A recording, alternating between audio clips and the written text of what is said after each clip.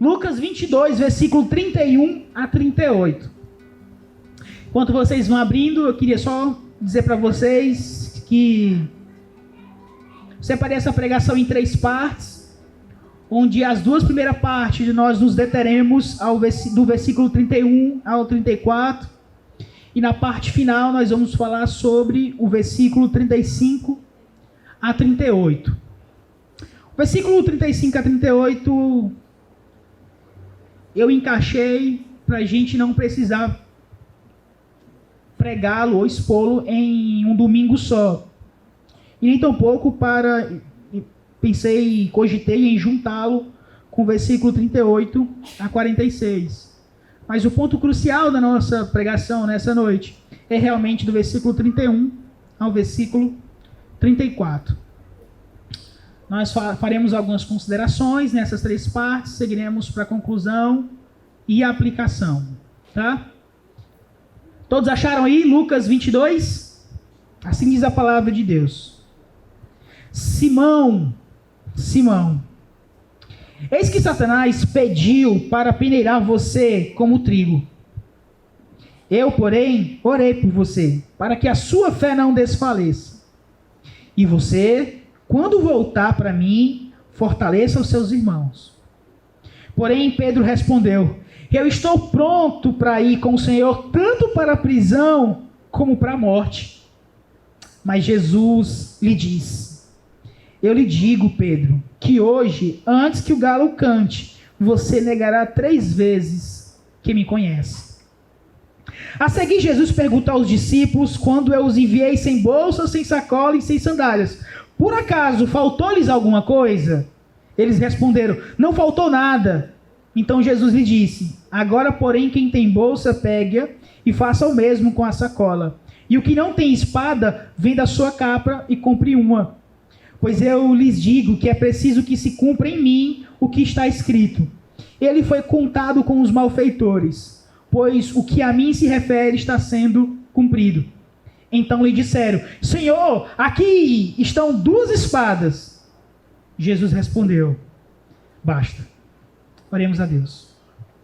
Fala conosco, ó Pai, através dessa pregação. Fortalece, ó Deus, aqueles que estão se sentindo abatidos e desanimados.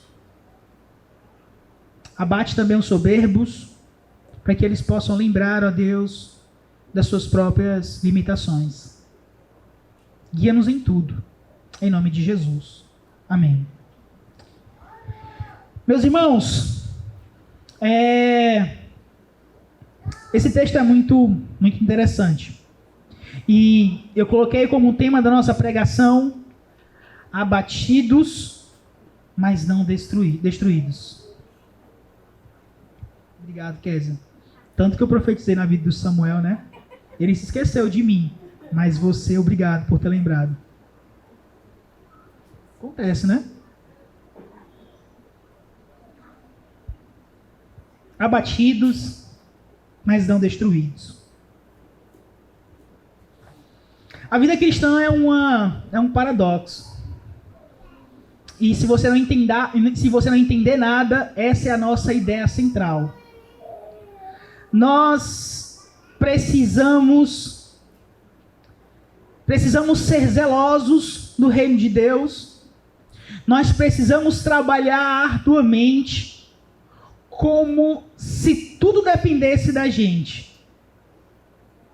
Mas lembrando sempre no nosso coração, nós dependemos de Deus.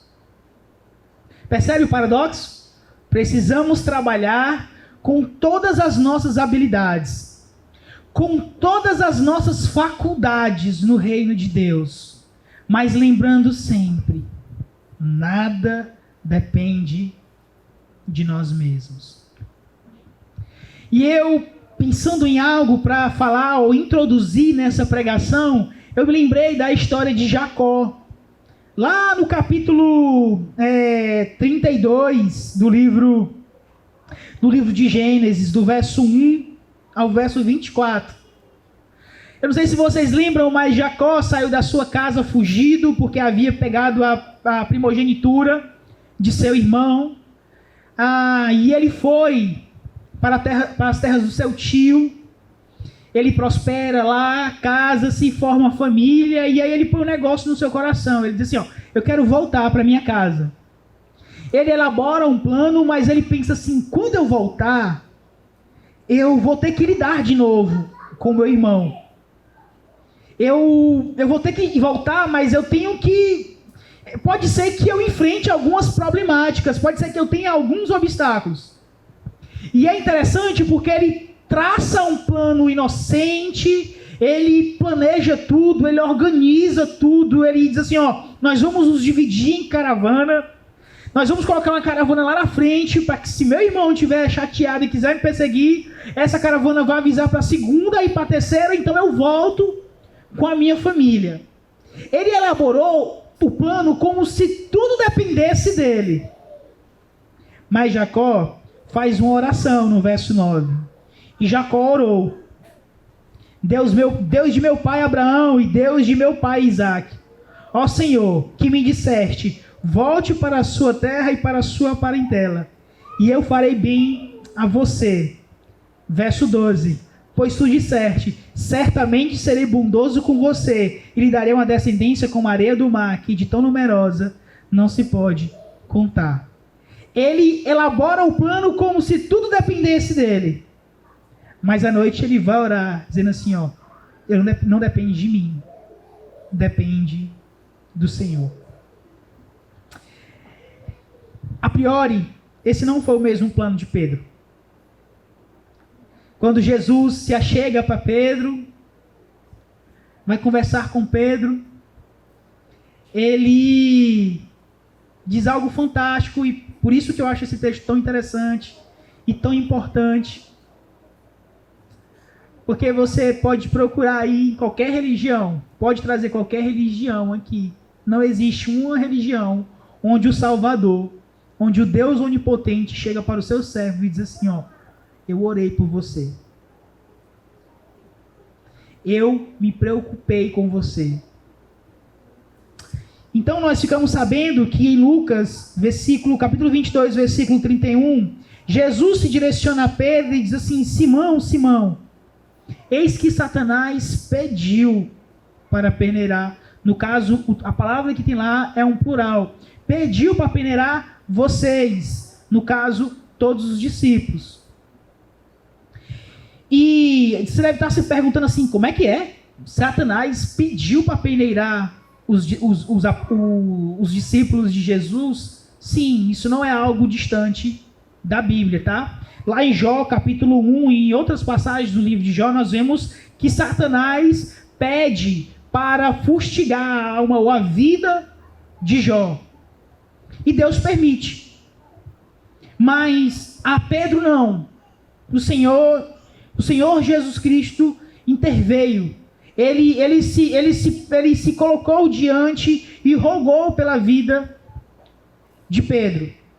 Simão, Simão, eis que Satanás pediu para peneirar você como trigo. E peneirar aqui não é a ideia de refinamento. Peneirar aqui é a ideia de destruição.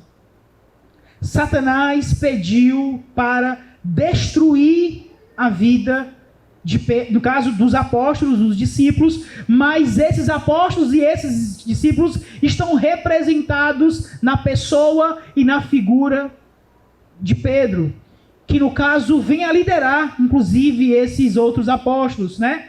O Pedro aqui traz aquela ideia de primeiro entre iguais. Todos os discípulos têm a mesma autoridade, mas Pedro tem essa proeminência de liderar esses apóstolos. E a primeira coisa que a gente deve aprender na primeira parte da nossa pregação, quando eu chamo de Pedro é avisado, é termos cuidado com as ações do maligno. Termos cuidado com as ações do maligno. Porque o lobo não almeja tanto o sangue da ovelha, quanto Satanás deseja a destruição das almas. Não sei se vocês assistiram aquele filme do Rei Leão, quando chega uma parte do filme lá que as hienas dizem assim, eu estou sentindo o cheiro de sangue. elas anseiam por pegar aquele que seria o novo rei no filme. Pois pronto, Satanás não almeja tanto o sangue da ovelha o lobo não almeja tanto o sangue da ovelha quanto Satanás deseja a destruição das almas. Satanás anseia por destruir famílias. Satanás anseia por destruir reputações. Satanás anseia por bagunçar, por trazer reviravolta, por trazer transtorno através de um irmão, de um membro, quer seja na sua família, quer seja na igreja de Cristo. Porque ele sabe que tocando em peças específicas, ele pode arrebanhar todos aqueles que estão em volta. E ele quer quem? O primeiro entre iguais. Pedro.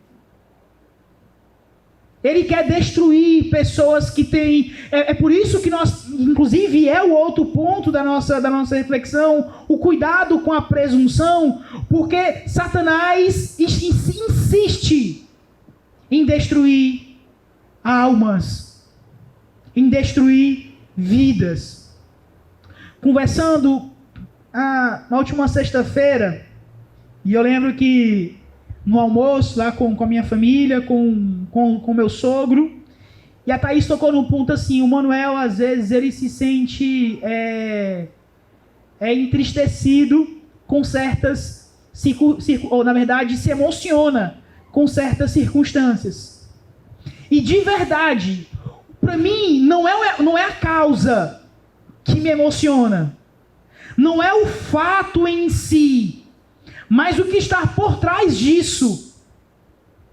Quando, por exemplo, uma criança na sua infância é morta e estuprada, o que me emociona não é o fato em si, que já é constrangedor, mas como Satanás consegue, por isso, plantar isso no coração de pessoas, a tal ponto que elas conseguem executar. Me emociona o caso de uma pessoa há 20 anos, há 15 anos, ser viciada em drogas. O que me emociona não é o fato em si, mas como por tantos anos, mesmo sabendo que aquilo é prejudicial, Satanás consegue amarrar e prender essa pessoa nisso. Isso me emociona. Me emociona pessoas que mesmo depois de cumprirem uma pena no presídio, lá dentro anseiarem por sair e fazer a mesma coisa. Me emociona não o fato, mas o que Satanás consegue plantar na mente dessas pessoas. Isso me emociona, isso me impressiona. O lobo não almeja tanto o sangue da ovelha, quanto Satanás anseia por destruir uma alma. Pedro, em 1 Pedro 5,8 diz, o inimigo de vocês, o diabo, anda em derredor, como um leão que ruge, procurando alguém para devorar. Essa sua ideia religiosa, aparentemente até piedosa e bonitinha, de tentar caminhar a sua vida sozinha, sem o pastoreio da igreja, na verdade você é um alvo muito legal para Satanás, porque você perde de vista a oportunidade de ser repreendido, de ser exortado.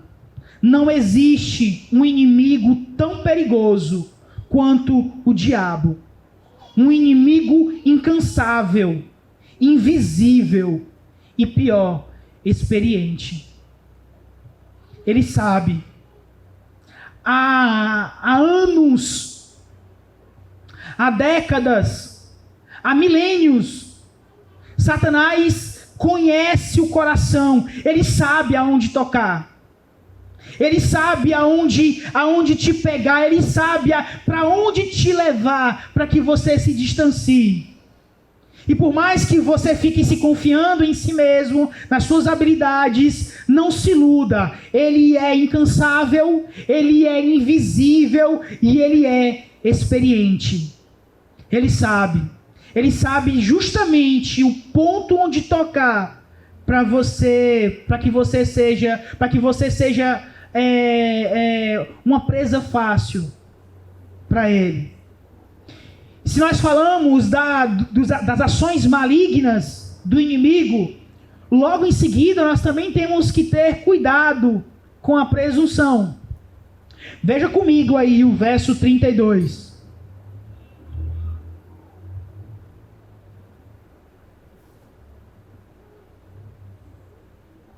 Perdão, verso 33.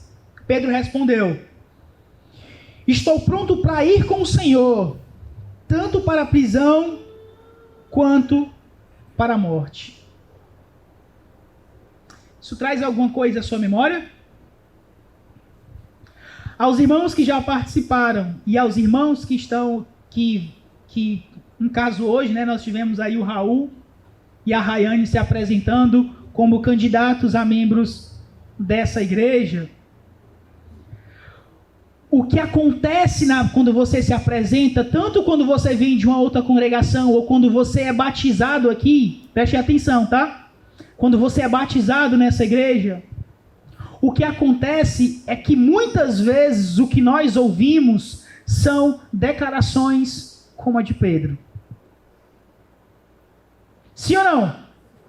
Não, eu quero estar aqui, eu estou pronto para ir para o reino de Deus, a anunciar o reino de Deus, é isso que eu quero, é isso que eu anseio, mas nem sempre é isso que nós vemos. Sim, tudo bem, eu também já dei declarações como essa, e senti-me como um fracassado no reino de Deus. Porque a grande verdade é que todos nós já demos declarações como essa. Nada é tão destrutível quanto a presunção. Pedro faz uma das declarações mais impensadas do Novo Testamento. Quem estava diante dele era nada mais, nada menos do que o Senhor, o nosso Salvador, o nosso Redentor, dizendo: Pedro, nessa noite eu orei por você. Nessa noite eu orei para que você não fosse peneirado. E ele diz assim: ó Pedro, quando você voltar, fortaleça os seus irmãos. Aí você, né, que é super crente, que é isso, pastor? Eu estou pronto não somente para ir com o Senhor para a prisão, como também para a morte. A gente dá declarações, talvez não com esse conteúdo, mas nessa direção, com presunção. Quando chega no dia, às vezes que acontece no dia de exclusão, frases como essa que vêm à minha mente. Talvez o irmão ainda seja alguém que está aprendendo sobre a caminhada cristã, ou talvez nunca foi crente. É perceptível que Pedro está confiando em si mesmo. É perceptível que Pedro está confiando na força do próprio braço.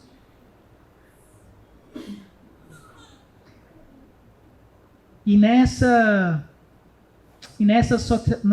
sociedade materialista, nós somos tentados a confiar demasiadamente em nós mesmos. Se eu não tiver, não vai dar certo. Se eu não controlar, não vai dar certo. Uma das mensagens que eu mais gosto e que mais escutei na minha vida, pelo menos umas 10 a 15 vezes, é a pregação do Hernando Dias Lopes sobre o apóstolo Paulo, o maior missionário do Novo Testamento. E algo que vem na minha consciência nessa pregação, sempre, e se eu esquecer dela toda, eu tenho uma frase que eu me lembro: tudo depende de Deus, nada depende de mim. Continue com aquele paradoxo que eu falei lá no começo da pregação, mas descansem nessa verdade. Tudo depende de Deus. Nada depende de mim. Naqueles dias mais difíceis, mais assombrosos, que você se sente fraco, que você se sente abatido, que você acha que não vai dar conta, lembre-se de uma coisa: tudo depende de Deus.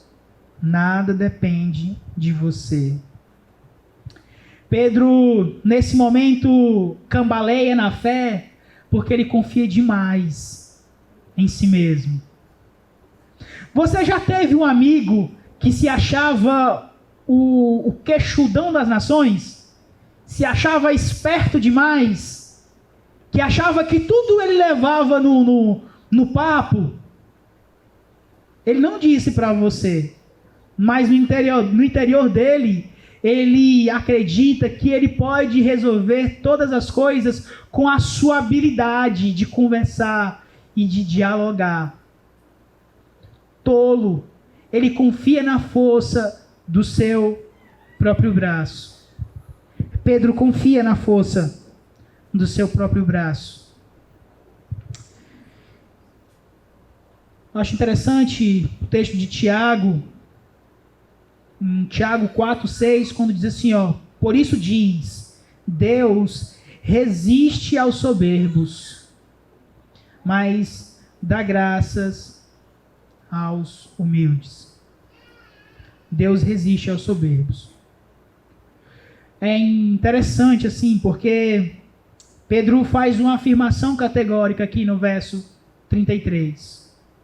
O mesmo Pedro que no conforto da última ceia jura prontidão para ir com Jesus para a prisão e a morte, na prova de fogo, no pátio de Caifás, jurará com igual vigor que não conhece a Jesus.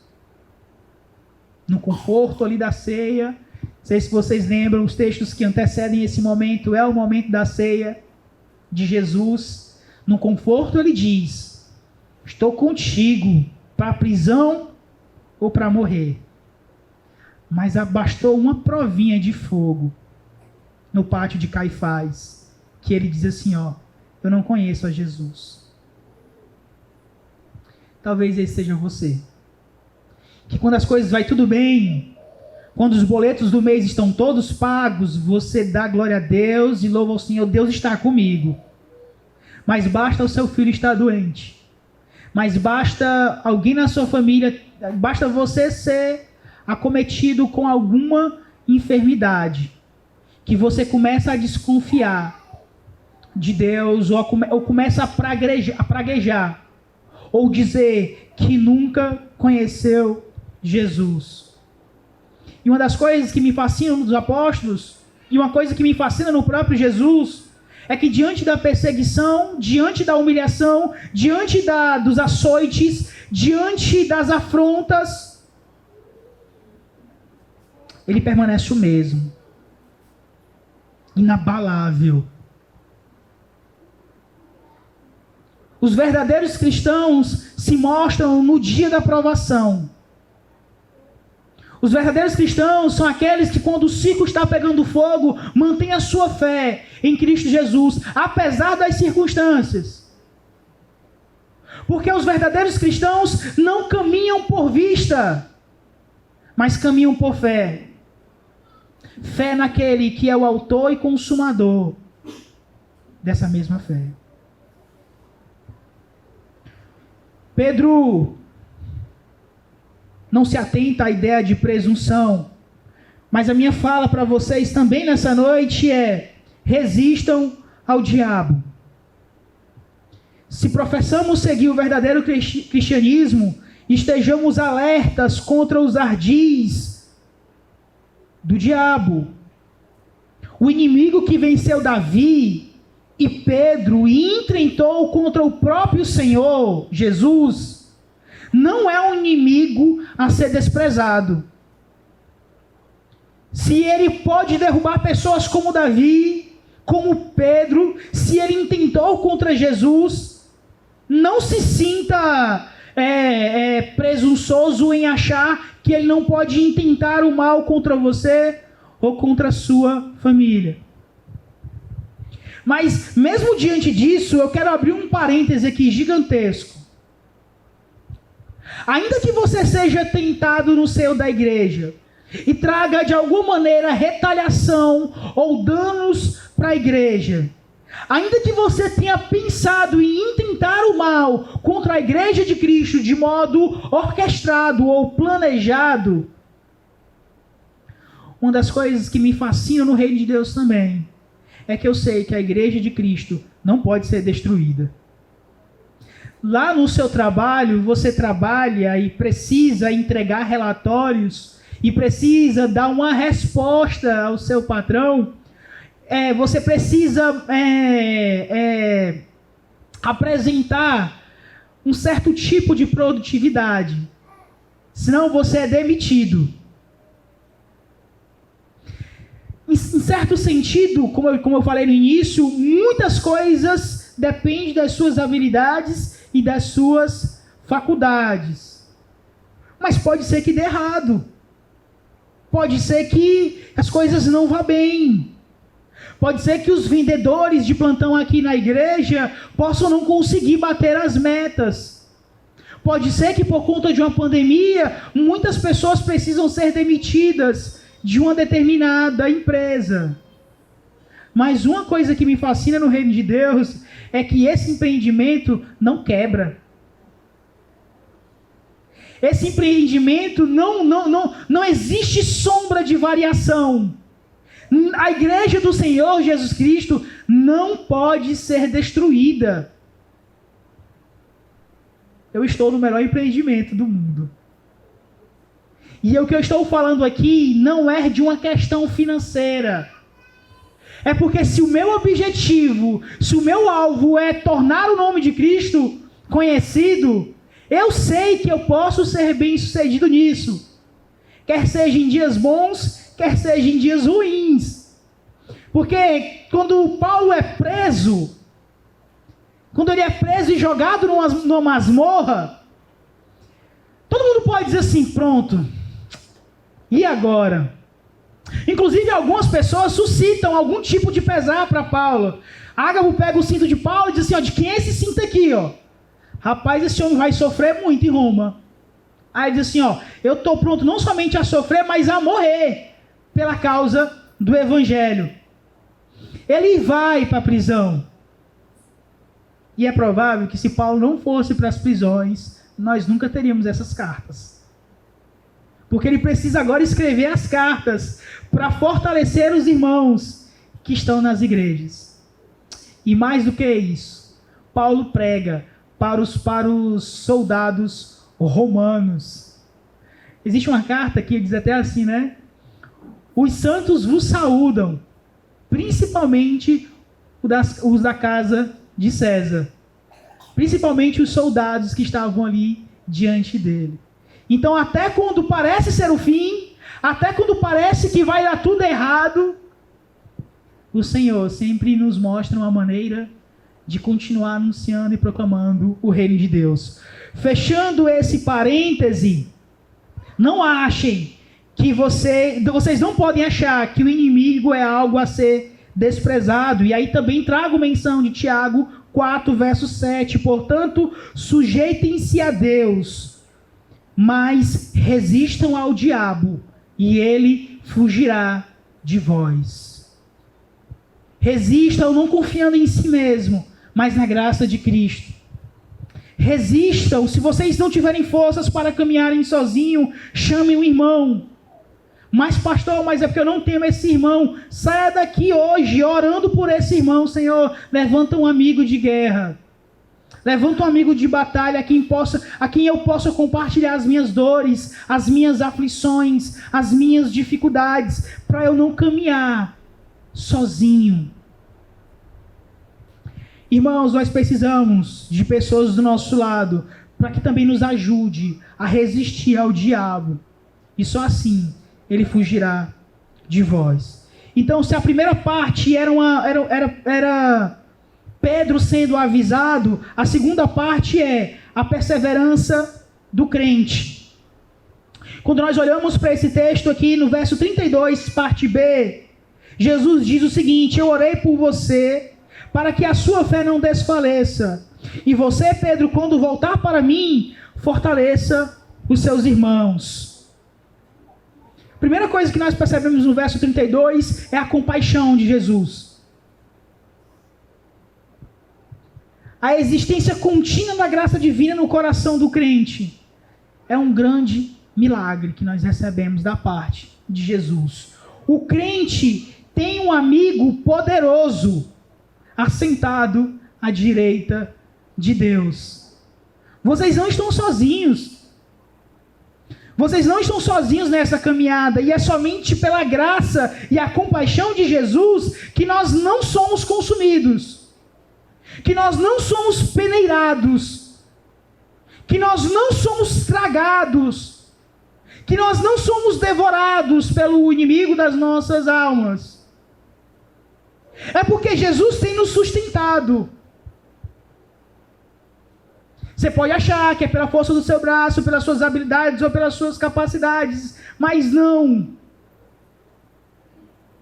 Se você ainda está aqui, se você foi e retornou, se você já cambaleou, se você já tropeçou, se você tem se sentido fraco, mas ainda está aqui, é pela graça de Cristo. É porque Ele é bondoso e misericordioso. É somente pela sua graça que nós não somos consumidos. Por isso também pode salvar totalmente os que por Ele se aproximam de Deus, vivendo sempre para interceder por eles. Hebreus capítulo 7, verso 25. Que maravilha, meus irmãos. Mesmo diante das aflições, mesmo diante dos obstáculos, dos desafios que são comuns a essa vida, o Senhor continua nos sustentando. Quando a gente vai amadurecendo, né? A gente vai ficando meio ranzinza.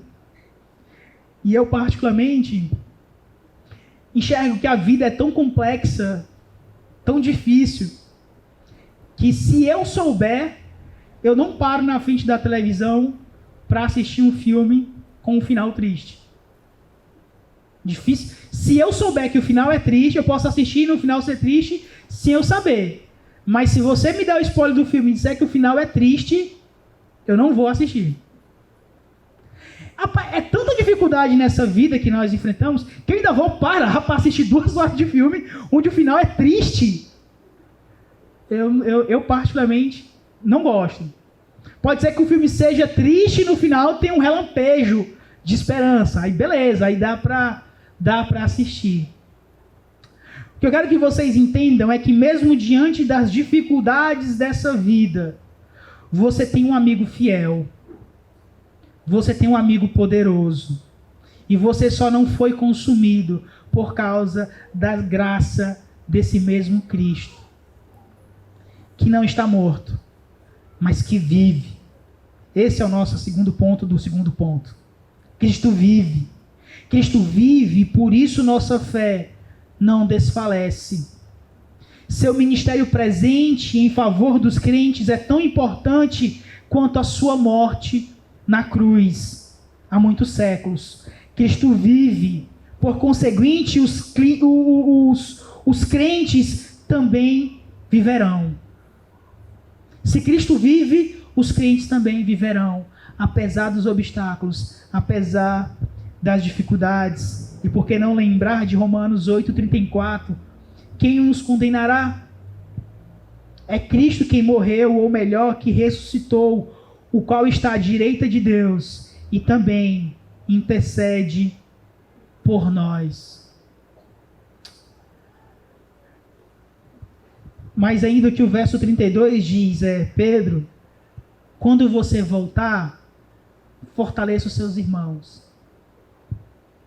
Você já caiu em um pecado público, onde você foi exposto? Você já se sentiu envergonhado por isso? lembre-se, até as dificuldades que nós enfrentamos nessa vida serve serve como instrução, serve como ensino.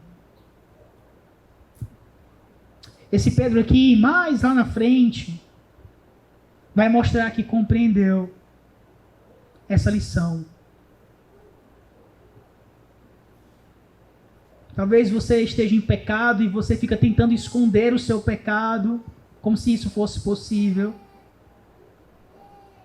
E aí, no tempo determinado, Deus trará luz, e você talvez nesse momento esteja com medo, porque, de novo, você acha que controla todas as coisas. Mas quando Deus trouxer a luz, provavelmente é porque Ele ainda ama você. É porque Ele ainda insiste em você. É que mesmo você achando que essa não é a melhor saída, é provável que Deus continue insistindo em você.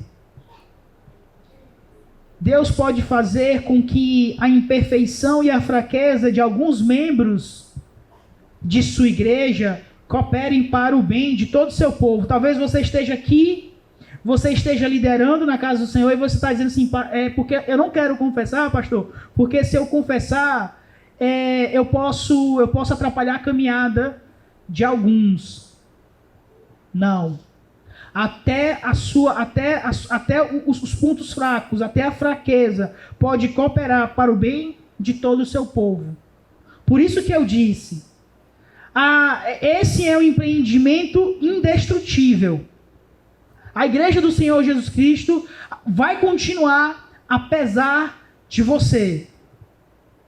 É por isso que você precisa confessar, para que você possa receber auxílio, ajuda, para se libertar, para se livrar, para se desvencilhar desse pecado que tanto atormenta a sua alma. Ser útil no reino e até mesmo na liderança da igreja não depende de perfeição. Senão eu nem estaria aqui. Mas da jornada interior e exterior da volta a Jesus e do fortalecimento fiel. Você se voltou de verdade para Jesus? Você tem desejado de fato caminhar com Jesus? Porque eu tenho para mim uma coisa: Jesus vai usar a sua vida exatamente onde você tropeçou. Jesus vai usar a sua vida para ajudar outras pessoas que um dia cometeram pecados parecidos com o seu. E é por isso que nós não podemos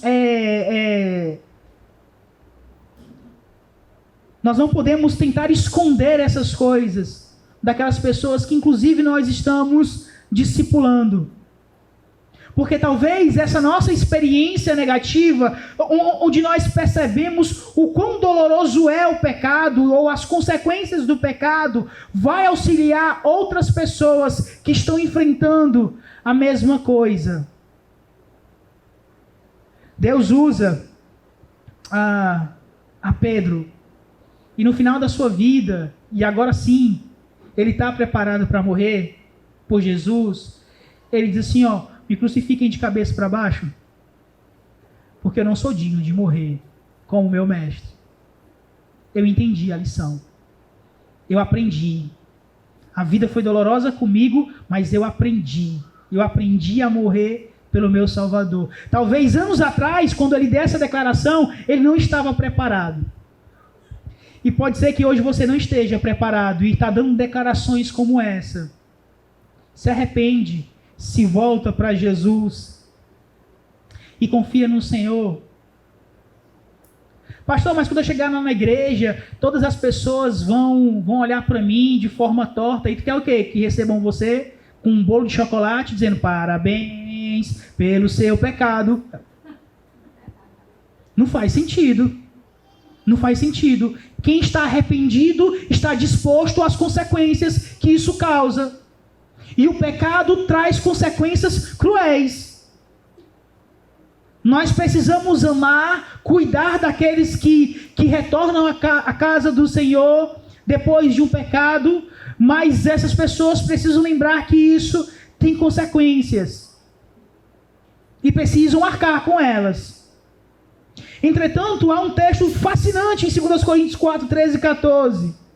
Tendo, porém, o mesmo espírito de fé, como está escrito, eu criei, e por isso falei, também nós cremos, e por isso também falamos, sabendo que aquele que ressuscitou, o Senhor Jesus, também nos ressuscitará com Jesus, e nos apresentará juntamente com vocês.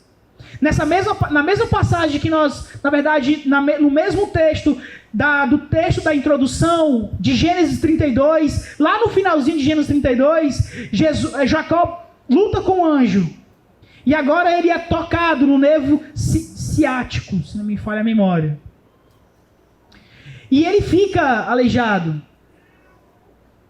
Alguns pecados na nossa vida têm consequência, terão consequência, mas nós devemos muito mais se apegar no perdão de Cristo do que nas consequências do nosso pecado.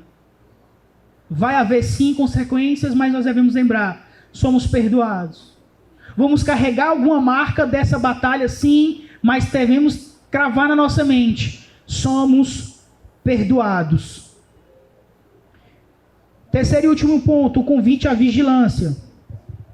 Primeira coisa que nós vemos no versículo 38 aqui, que é pauta de discussão em muitas denominações, é o ponto específico aqui.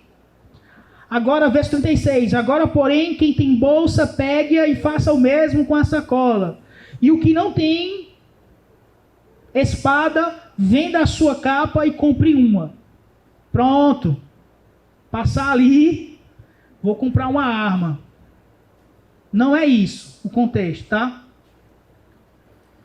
A prova viva de que isso é uma metáfora de Jesus é que você não vê Jesus ensinando sobre isso. Isso não é a pauta de Jesus. A metáfora é no sentido agora assim, ó, eu vou morrer e agora vai vir perseguição. Estejam atentos e vigilantes. A prova viva disso é que quando Pedro corta a orelha de Malco, ele diz assim, ó, ei, peraí, eu não quero que você faça isso não, Pedro.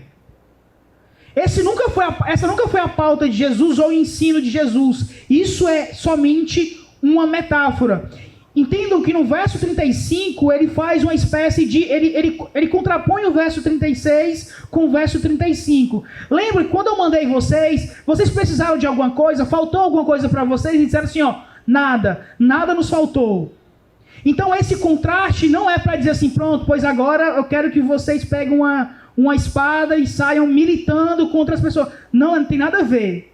O contraponto é algo que diz assim, ó, no presente vocês precisam ser vigilantes. Se Jesus pretendesse seriamente a resistência armada, 2 espadas seriam lamentavelmente insuficientes. A frase é o suficiente, inclusive lá no final, basta, testifica, testemunha sobre isso. Não é sobre sanção para violência ou retaliação que Jesus está falando, ou de propagar o evangelho por meio de violência. Então, se você é um policial e você tem porte de arma e você quer usar sua arma, você pode fazer isso. Não há nenhum problema em relação a isso. Se você tem ido pelos meios lícitos, procurar um porte de arma e quiser usar a sua arma, tudo bem, eu não vejo nenhum problema disso. Só não acho que esse texto é o texto base para você fazer isso. Certo? Você é livre para ter posse de arma, se você quiser. Lembrando sempre que não é isso que vai te trazer segurança. Que você pode estar, mesmo armado, você pode também, se for o seu dia, se essa for a vontade do Senhor, você pode perecer mesmo com uma arma na cintura. O que devemos aprender aqui é que até Cristo, e até que Cristo retorne, é que os cristãos precisam utilizar a diligência, precisam usar todas as suas faculdades, que inclusive Deus lhes outorgou. O texto aqui no verso 35 a 38 vai nos instruir e nos ensinar que nós precisamos estar atentos às situações e às circunstâncias. Nós devemos lembrar que perseguição faz parte do cristianismo. Na faculdade, no seu trabalho. Olha o servo de Deus, rapaz. Tirou a cadeira do canto, irmão.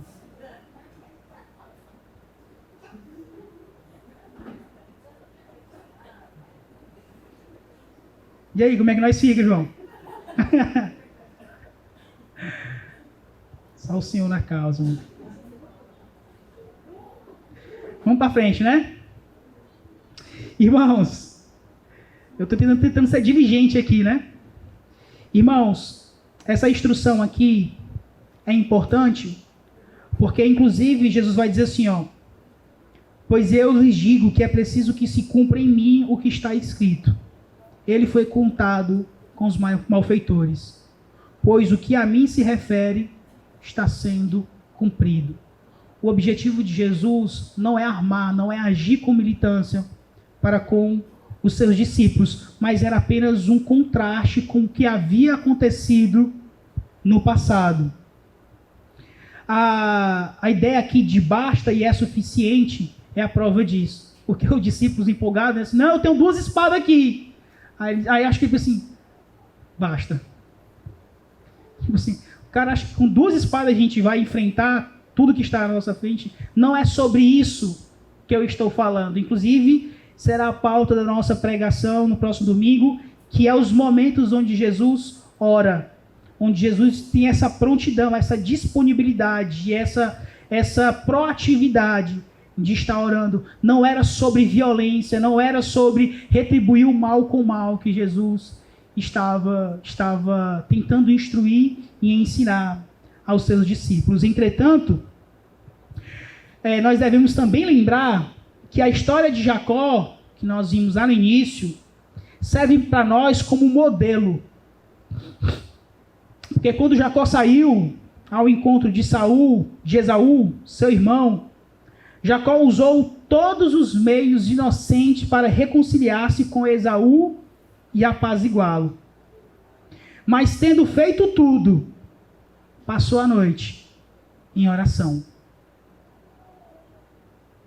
Vocês podem usar tudo que de recurso vocês têm. Na casa de vocês são livres para colocar cerca elétrica, câmera, fazer seguro. Inclusive, vocês podem contar comigo. Colocar alarme no carro, nos veículos, pode fazer tudo isso. Pode tirar porte de arma, pode utilizar também. Não vejo nenhum mal com relação a isso. Mas trazendo sempre no coração, nada depende de mim. Tudo depende de Deus.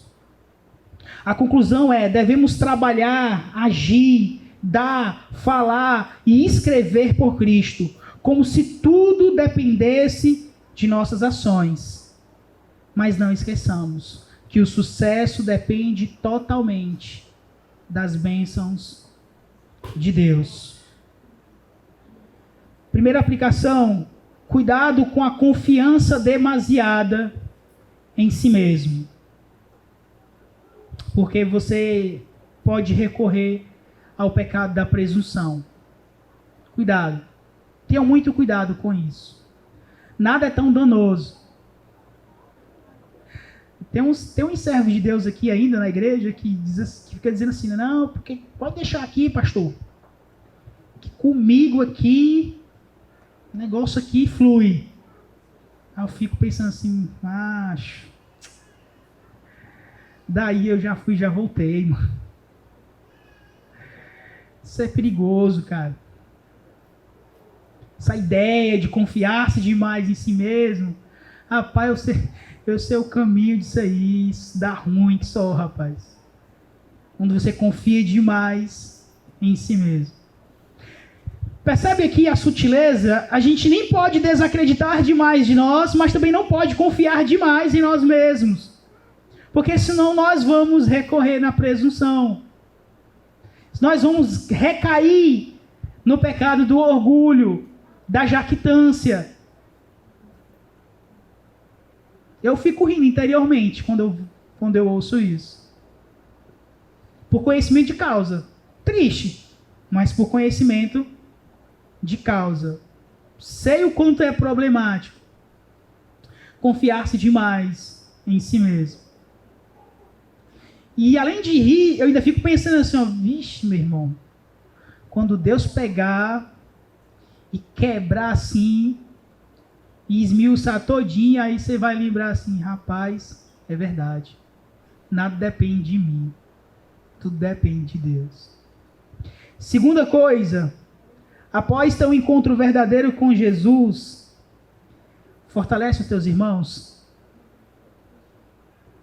Não precisa sair contando ponto por ponto, detalhadamente, os pecados que você cometeu, não. Mas quando alguém se chegar diante de você que cometeu o seu mesmo pecado, ajude-o. Fortaleça-o.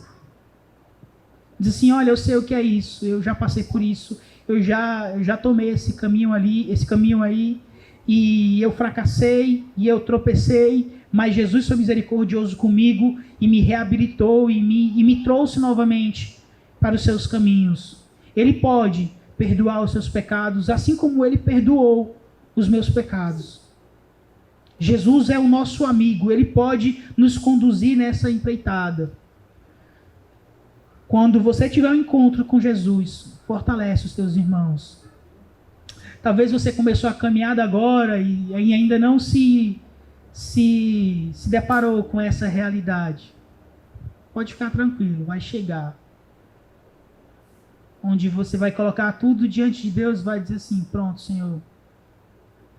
Agora só depende do Senhor. Aí Ele vai lembrar para você que na verdade nunca dependeu de você. Até quando você agia com muita habilidade, era Ele que estava lhe guiando, lhe conduzindo com mão forte.